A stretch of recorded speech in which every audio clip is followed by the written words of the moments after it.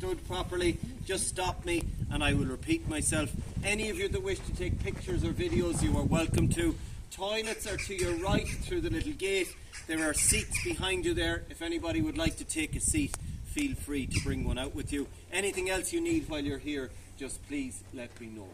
Okay. You are all travelling around. We are in North County Sligo here. So when you look at the map of Ireland, we are about 2/3 of the way up the left-hand side, the west coast of Ireland. Some of you have been visiting the cliffs of Slieve League today. The cliffs are now in front of you. So the highest part of those mountains on the left is Slieve League, some of the highest sea cliffs in Europe. And just over on the right-hand side, as the light changes, you will see the ships and the lighthouse in Killybegs Harbour. Some of you had your lunch there earlier today, so that's over on the right-hand side. This side of the mountains is the main Atlantic Ocean. As you keep coming closer to us, you can see this area of brown underneath us. This is part of the ocean, but the tide has gone out now. So earlier this morning at about 11 a.m, this was completely covered in seawater when the tide was in. It's now emptied out. Later tonight, it will fill up again. So this area underneath us fills up and empties twice every day. It changes by just short of 1 hour each day. When you're facing the ocean, you're facing northwest across the Atlantic. Okay. On your right, in the distance up to the right of the house, there's a mountain up there. That mountain is called Ben Bulben. Ben Bulben is Ireland's only tabletop mountain, meaning it is flat on top. There are about 15 tabletop mountains in the world. There is only one in Ireland. This is it. It is 526 metres high and it is part of our farm. Our sheep live up there for about 42 weeks of every year. They go all the way into the steep rocks at the top and they live a lot of their time on the flat area up on top of the mountain. Okay, so in this area of Ireland, there are two big differences with our farms and our landscape. Number one, we work from small fields like you see here in front of you in area. This is about 3 acres or 1 hectare. The mountains go to thousands of hectares. Once you get up there, you could travel to all the counties around us if you wanted to without seeing any fences. Okay. The second difference is the biggest. This is the one that shapes our landscape and our lives in this area of Ireland. As you travel other areas, fields are normally bigger than this. Farms in most parts of the world are normally a number of fields connected together all in one place. This area of Ireland is not like that. It's the complete opposite. Where we are standing here was once part of a farm of just over 10,000 hectares. Okay, this is 1 hectare. 10,000 is everything you see. There were no hedges or fences or houses here. This was one huge farm. It included the mountains, and everything you see here was owned by just one person. Not me. Back then though, our ancestors worked for that landowner. They got some food and some shelter. I won't go into all of the history. Eventually in Ireland, power changed. Those big farms made their way from the big landowners to the hands of the families that had been working on the land. But in this area, the land and the farms were split up in a very unusual way. So on this farm, my ancestors were given these 2 little fields here in front of us, the one across the road underneath us, between us and the sand, and across the road behind you that you've just come in from. So one small, narrow piece of land. Then a neighbour was given the next piece, another neighbour the next piece. About 500 metres away in each direction, we have another piece. So this farm isn't together or in one place. This farm is in 20 different places in a 5-kilometre radius of it, all made up of these tiny fields. The mountains were split up the same way. Each family was given a strip of the mountain from the bottom to the top. And when you're close to any of the mountains in this area, you'll still see the remains of the walls that were built. Every family spent all of their time and efforts up the mountains, building stone walls, trying to keep all of their animals apart. The animals spent all of their time knocking those walls down again, so everyone agreed just to leave them down. So now the mountains are called common ground, which means the animals can all mix together, but each family still owns their piece from the bottom to the top. Okay. Things change a little bit. When my father was young, he used to cycle to the base of the mountain every morning, climbed all of the mountain to check on the sheep, climbed back down, cycled back home, and did that every morning before school. That's what he did. One day, by complete chance, he found a book in a library about border collies, and he realised from that book, if he could learn to train and work with dogs, the dogs could do a lot of the work that he had been doing up to then. And that changed everything. Unfortunately, my dad died in March this year. Up until then, I used to hear it here almost every day. He always thought the main result of him finding that book is that I am lazy. He always said the dogs do the work and I have nothing to do now. And you'll agree with him in just a minute. So he started training dogs. It's been easier for me. I've grown up with it. We train each of them to go to their right, to their left, to slow down or move forward just by different sounds that we make. When the dogs are beside me, I talk to them. When they're further away, we whistle to them. And I can whistle with my fingers, but when you work on a farm all day, every day, sometimes you don't want to whistle with your fingers. So I use a whistle to make the sounds. The sound of this, the dogs will hear about 2 kilometers away, which is a little further than the sand dunes out in front of us. So by making the sounds, we can ask the dogs to go where we need them to go. Okay, we have 9 dogs in total. We have 1 retired dog that has a life of luxury in the house.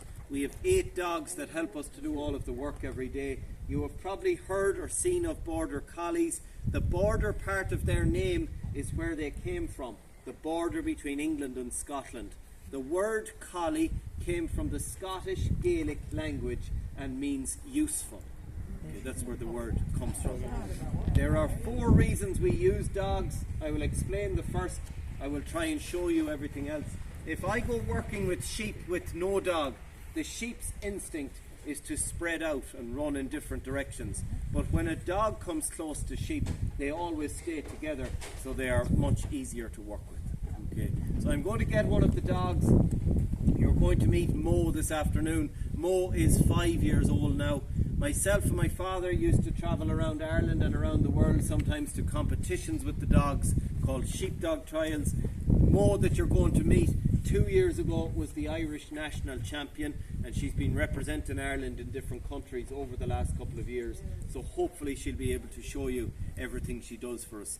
The sheep here behind me, their quiet afternoon is over. I want to disturb them now. Any questions before we go any further? No. Okay, we will get Mo.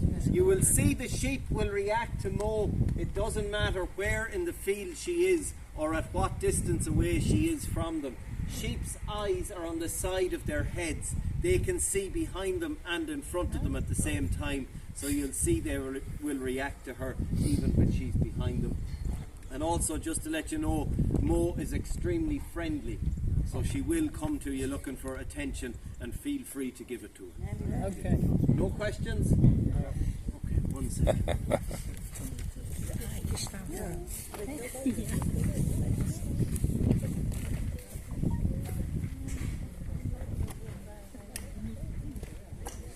Het is leuk, het schaapbedrijf.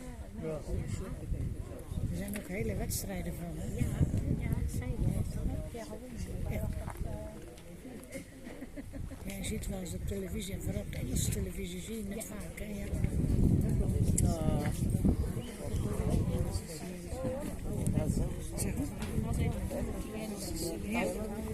Die houdt van aandacht. Even schapen, weer dan. Ja. Stel, kijk, ja, maar wat gebeuren.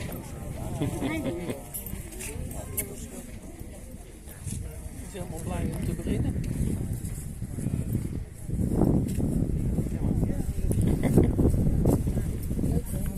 Okay, so this is Mo, and as border collies go, she is very, very small and she has short hair. Border collies can be much bigger than this. They can have long hair, short hair. They come in all different shapes and sizes and colours. You can see already I'm giving Mo attention. The she has spotted the sheep. Mo is 5 years old. One of our other dogs that helps us every day is 11 years old. Our retired dog is 5 years old. What you're about to watch her doing, they only do out of the enjoyment of chasing the animals. And the day they don't enjoy it, they just don't do it. But you can see already her attention is on the sheep, not on me. Someday she will come out here, keep her attention on me and not the sheep, and that's the day she decides, I don't want to do this. So that is completely up to them. We will go through the sounds and I will explain everything as we go along. If I want Mo to get the sheep and I want her to move to her right,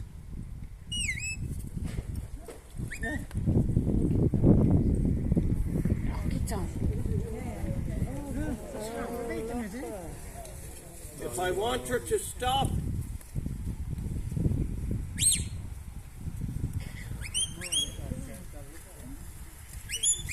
brings forward, to her left, is to stop, forward, right,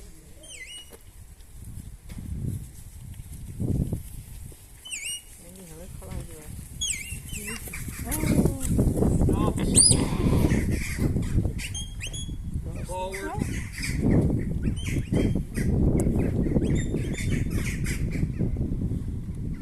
hurry up,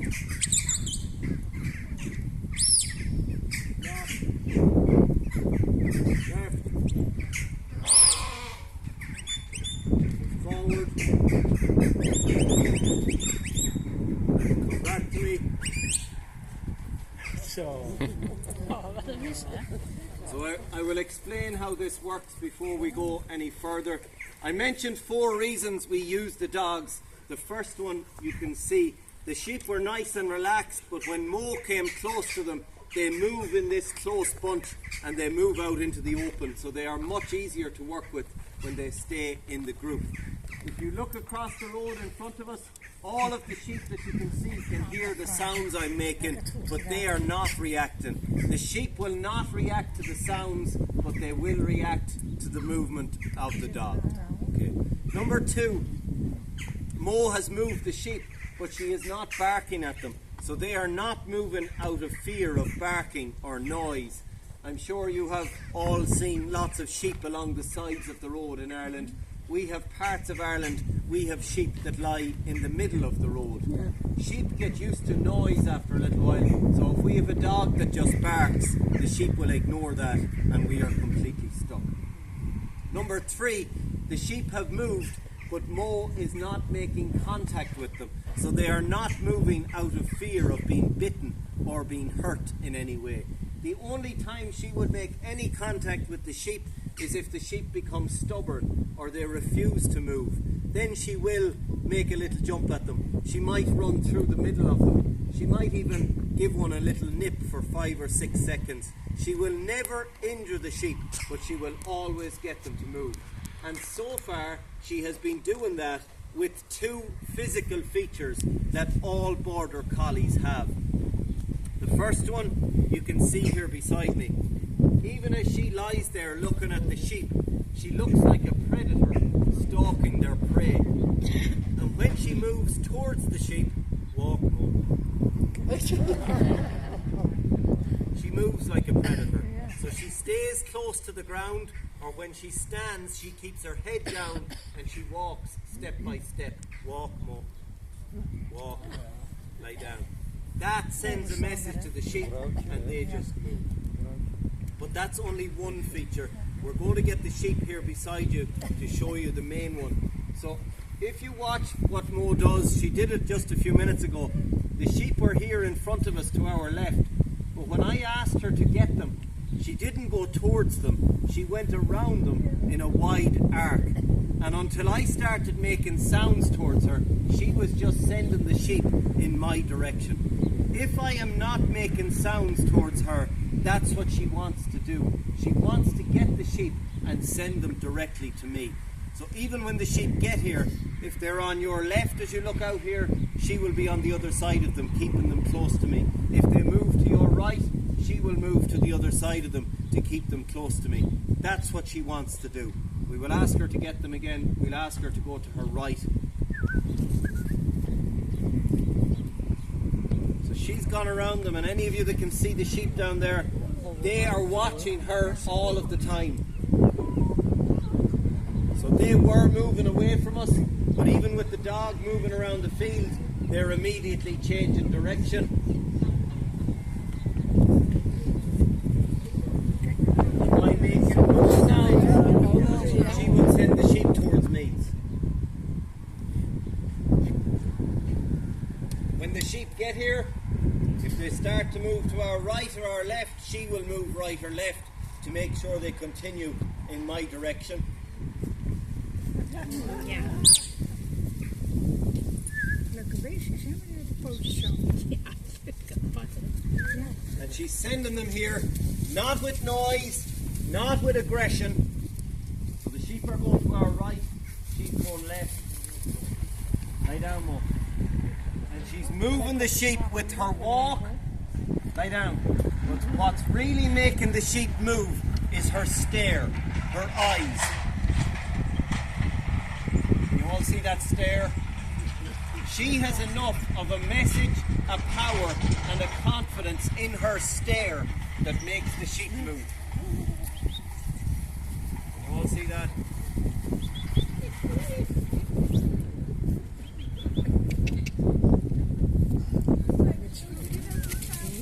Lie down. And again, as the sheep started to go to your left, she goes right. She's always trying to keep them beside me, always with that stare. You all see that stare?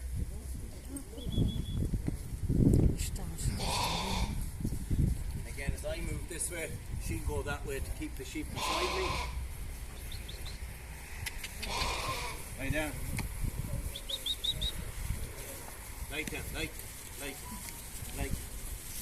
And when she takes her eyes away from them, they're free to go.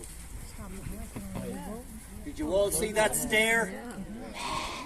Just out of my interest, do any of you get that stare at home? Or give that stare at home? I know I get it when I'm at home, and when I get it, I move. Just like the sheep. Okay, so how did I train her? So I've mentioned 4 reasons, I've explained 3 reasons we use the dogs. 1, the sheep move in close together. 2, the dogs don't work with noise. And 3, they don't work by aggression. 4 is the main reason, and it'll help me explain a little bit about how we train the dogs. When I asked Mo to get the sheep, as you've seen, she doesn't go towards them, she goes around them. She goes to the other side of them, she sends the animals towards me, and over the last couple of minutes, as the sheep move, she's been moving to keep them here beside me. Would you think it has taken me a long time to teach her that much? Yes. No. Everything you have just watched her doing, I have not taught her any of it. Everything so far is the natural instinct of all border collies. To go around the animals in an arc, and this, now isn't the time for a picture. To go around the animals in an arc, go to the other side of them, send the animals to us and keep them here. They are born knowing to do that. Not just with sheep, they will do it with hens, ducks, geese, sheep, goats, cows, horses. Anything that moves, they will herd, but their instinct is to herd them to us. That to me is like a safety aspect. We go to the mountains every day to check on the animals. If the fog or mist or rain comes down and we ever lose sight of the dogs or the sheep, we don't have to worry. We know that they will come back to us, and they will always come back with sheep. That is their instinct. Okay. There is a small problem. That is, I cannot guarantee that they will come back with my sheep. They will come back with somebody's sheep. She doesn't care if they're my sheep or the neighbour's sheep. All she wants to do is play with sheep. So if we don't teach the dogs, they'll do what you've seen. They'll get the animals and send them to us. I don't want that. On the mountains, that could mean bringing sheep over cliffs or across rivers, and we don't want that. So when the dogs are around 1 year old or a little older and they're moving around the sheep like you have just been watching, we start to make sounds to them. So as the dogs move around the sheep to their left, we make a sound. When they move around the sheep to their right, we make a different sound. And eventually the dogs learn that the sounds we are making mean left and right. But I am saying the words left and right. She's not going anywhere. Mo does not understand what left or right means. One of our other dogs understands left and right. Another dog is taught in the Irish language. Each dog is taught to a different set of sounds, both by voice and whistle. By teaching them all to different sounds, it means we can work with more than one dog at a time. That means we can work with as many sheep as we need to, all at one time. Mo will work around 150 sheep on her own. 2 dogs will work over 300 sheep. Once we go over that, we can use a 3rd or 4th or 5th or 6th dog to work as many sheep as we need. Okay. Once we teach each dog right and left, then we can try moving the sheep. So I'm going to try and show you how we move the sheep around. On the mountains, we always move them to paths that are less steep and safe to get them off the mountain. If I wanted to move this group of sheep from this field to the fields around us, I go onto the roads to make sure there's no traffic, and the dogs will guide the sheep out the gates or down the road wherever we need them to go. You can see 2 little sets of white gates behind me at the bottom of the field. There's a set on the right and a set on the left. I am going to try and move this group of sheep down through one set of those gates, across the bottom of the field and back to us through the other set of gates, just with the same sounds that you have heard already. In the past, I've been asked a few times why I bother training the dogs. Why don't I just train the sheep instead? It's impossible. Just in case any of you might think I could have trained these sheep to walk around this field, we will ask this lady, should we go left or right first? Left or left? Okay, so we will try and get the sheep through the gates on the left, across the bottom and back to us through the gates on the right, just with the same sounds that you have heard. Okay. I will explain about the breeds of sheep in just a little while, but this breed of sheep love and live on the mountains their whole lives. So you will see they love coming uphill. They do not like going downhill, so it will be harder to get them away from us than get them towards us, and that's because of their breed. They love going up hills. Okay, so we will try and move them around. I must warn you, this can go very wrong, but I will try.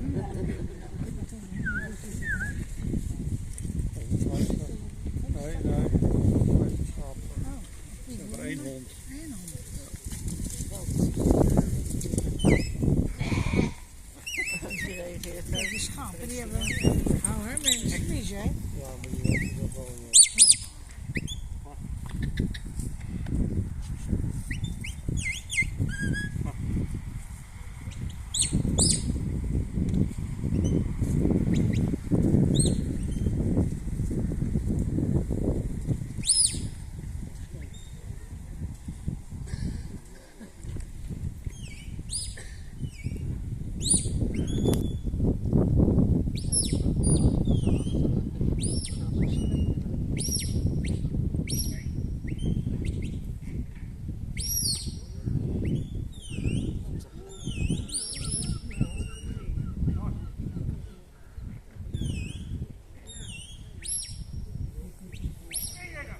Dan zie je ook al dat ze de kooi gedreven worden, hè? Ja.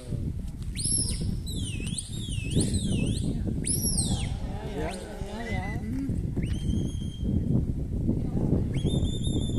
Dan moeten ze door die andere heen.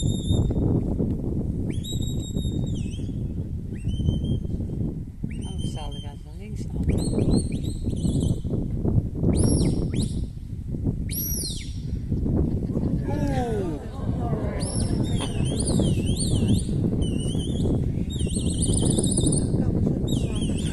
Ja, niet door het hek. Leuk geweest, die foto's. Ja, heel leuk.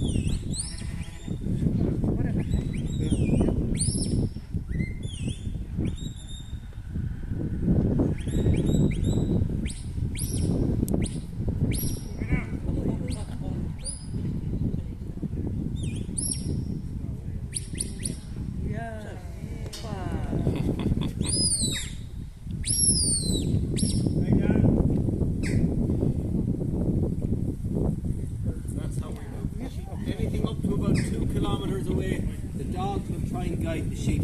We try and direct the dogs. If you remember earlier, I mentioned if the sheep become stubborn, the dog will make a little run through the middle of them. So you've seen that. The sheep stopped moving, they wouldn't move. So Mo ran through the middle of them, and after that, they did what she wanted. So that, I didn't ask her to do that. That is the instinct of the dogs. Okay. Once we gather the sheep on the mountains, the sheep are all mixed together. So we all have a paint or a colour on our sheep.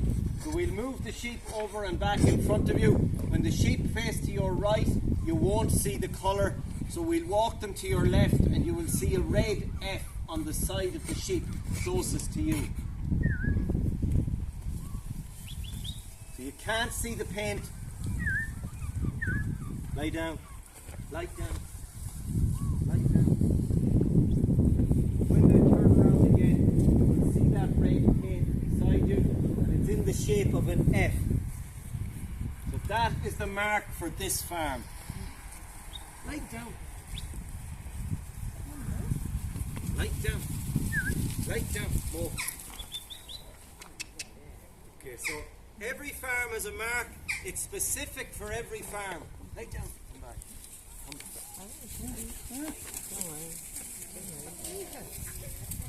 When the sheep walk away from us, that F is on the left hand side of them.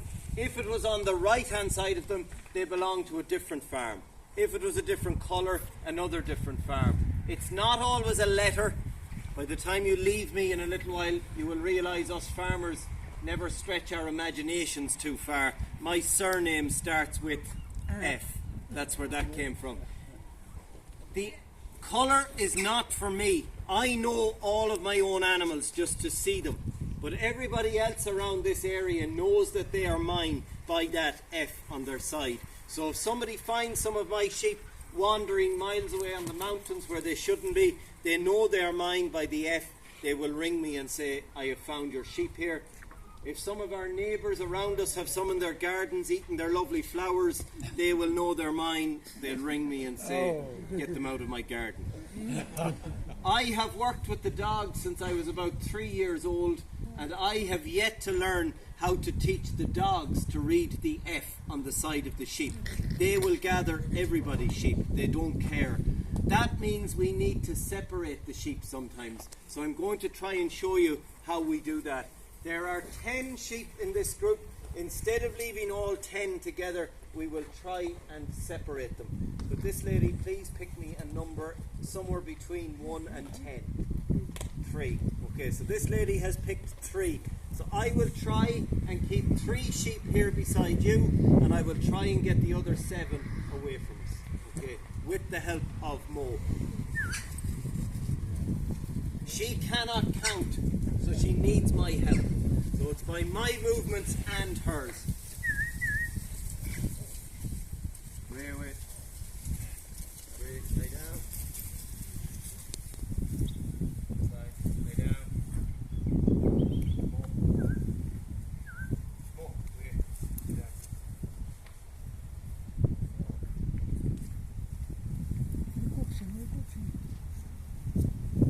Lay down. Lay down. Wait. Lay down. Lay down.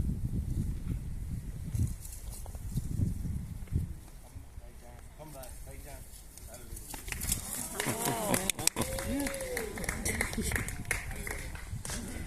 We have 3. Okay. How did I do that? I don't know. We learn the movements of both the sheep and the dogs. So by my movements and the dog, we make a little break between them. And when I say the word this, she will come between the 2 groups of sheep to keep them. Okay. Every day we go to the mountains and we ask the dogs to bring the sheep down to us so that we can check on the sheep and make sure that they are all himo, all healthy and well. Himo. Mo is now concentrating on these 3 sheep. Come on, Mo. If the dogs are coming down the mountain with some sheep, but I know that they have forgotten some or left some behind. Can you all see Mo? Watch her very closely. Her concentration is on these 3 sheep.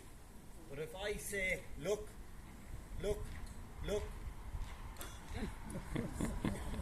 she will look around to see the sheep behind her.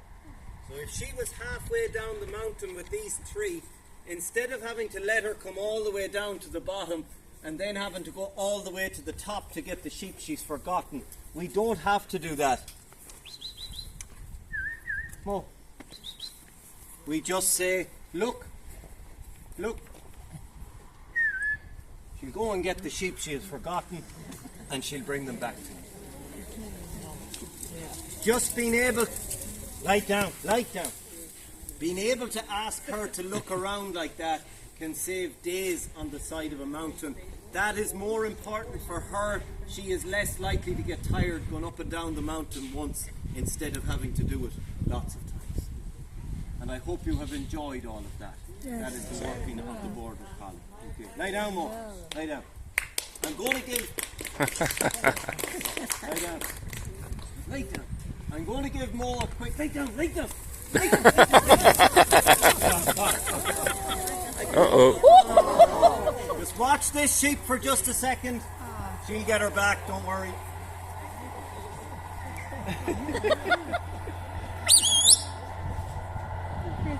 She won't get away.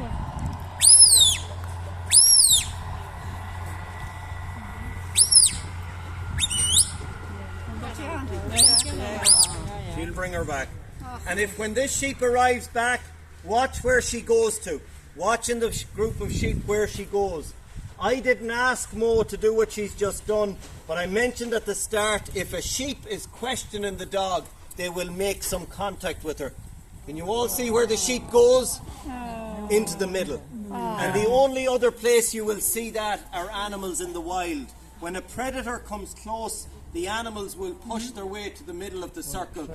That sheep was obviously doing something that wasn't to Mo's liking. I didn't ask her to do that. That is the instinct of the dogs. They will never injure the sheep, but they will teach them a lesson. And that sheep will never go to the outside now again. They will always do as she wants. Okay. I'm going to give Mo a quick drink and a break for just a second. We are going to move back behind you. If you want to turn around and see the sheep behind you in the pens, just in case you are worried, they do not live in there.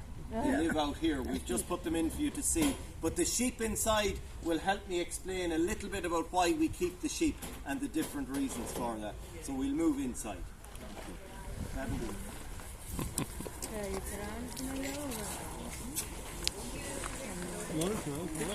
Heel leuk.